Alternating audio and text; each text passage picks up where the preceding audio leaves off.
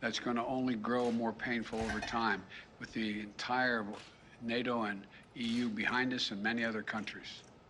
What's at stake here are the principles that the United States and the United Nations across the world stand for. It's about freedom. It's about the right of people to determine their own future. It's about making sure Ukraine will never be a victory for Putin, no matter what advances he makes on the battlefield. The American people are answering President Zelensky's call for more help, more weapons for Ukraine to defend itself, more tools to fight Russian aggression. And that's what we're doing. In fact, we started our assistance to Ukraine before this war began, as they started to do exercises along the Ukrainian border, the Russians, starting in March of last year. We took the threat of Putin invading very seriously and we acted on it. We sent Ukraine more security assistance last year, $650 million in weapons, including anti-air and anti-armor equipment, before the invasion, more than we had ever provided before. So when the invasion began, they already had in their hands the kinds of weapons they needed to counter Russian advances. And once the war started, we immediately rushed $350 million in additional aid to further address their needs. Hundreds of anti-air systems, thousands of anti-tank weapons, transport helicopters, armed patrol boats, and other high-mobility vehicles, radar systems that help track incoming artillery and unmanned drones, secure communications equipment and tactical gear, satellite imagery and analysis capacity. And it's clearly helped Ukraine inflict dramatic losses on Russian forces. On Saturday, my administration authorized another $200 million to keep a steady flow of weapons and ammunition moving to Ukraine. Now I'm once again using my presidential authority to activate an additional security assistance to continue to help Ukraine fend off Russia's assault, an additional $800 million in assistance.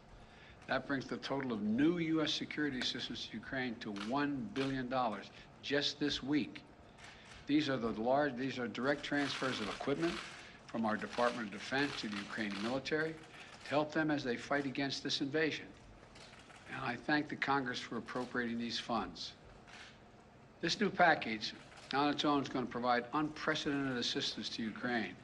It includes 800 anti-aircraft systems to make sure the Ukrainian military can continue to stop the planes and helicopters that have been attacking their people and to defend their Ukrainian airspace.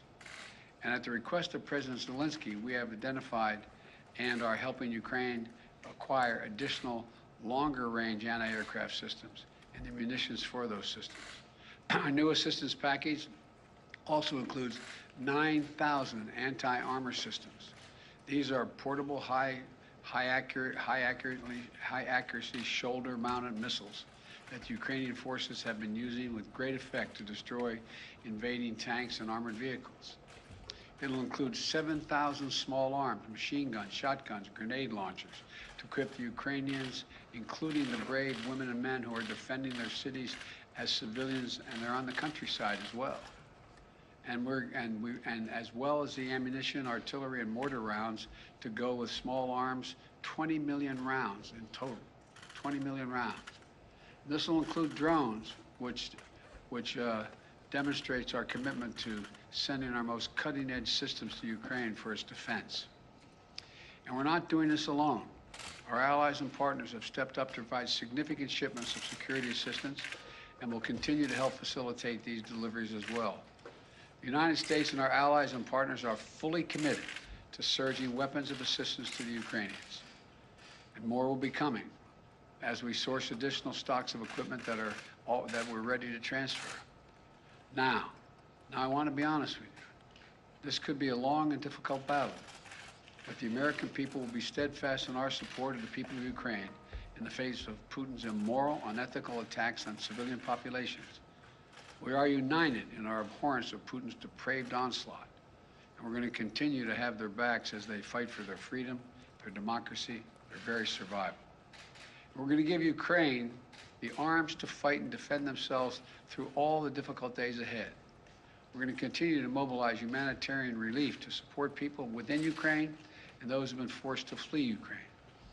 In just the past few weeks, we provided $300 million of humanitarian assistance to the people in Ukraine and in neighboring countries. tens of thousands of tons of food, water, medicine, and other basic supplies to support the people in need. Our experts on the ground in Poland and Moldova and other neighboring countries are there to make real-time assessments of the rapidly evolving crisis to get urgently needed humanitarian supplies to the people in need when they need it. And we will support Ukraine's economy with direct financial assistance as well. And together with our allies and partners, we will keep up the pressure on Putin's crumbling economy, isolating him on the global stage. That's our goal. Make Putin pay the price, weaken his position, while strengthening the hand of the Ukrainians on the battlefield and at the negotiating table. Together with our allies and partners, we're going to stay the course. And we'll do everything we can to push for and end this tragic, unnecessary war. This is a struggle that pits the appetites of an autocrat against humankind's desire to be free. And let there be no doubt, no uncertainty, no question. America stands with the forces of freedom. We always have and we always will. I want to thank you all and God bless you, and I'm going to walk over and sign this bill to allow the drawdown of those materials. And may God protect their young Ukrainians who are out there defending their country.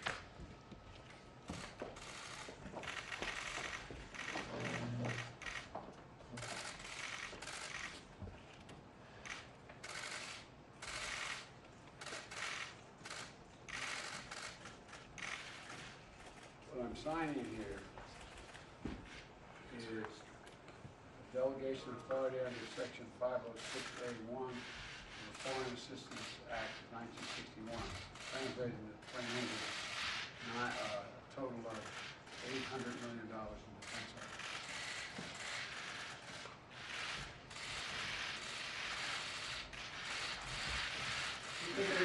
Mr. President, what will it take for you to send the Polish MiGs that President Zelenskyy is asking for? I'm not going to comment on that right now. I'm not going to comment anything other than what I told you to say. Thank you. Mr. President, This is war criminal, sir. Mr. President, quickly, you did just say that Putin is going after maternity wards, hospitals. Are you ready to call him a war criminal? Okay, folks that need to preset, we need to take you now. Let's go, guys. We have to move quickly for the next event. Cameras that need to preset and go talk.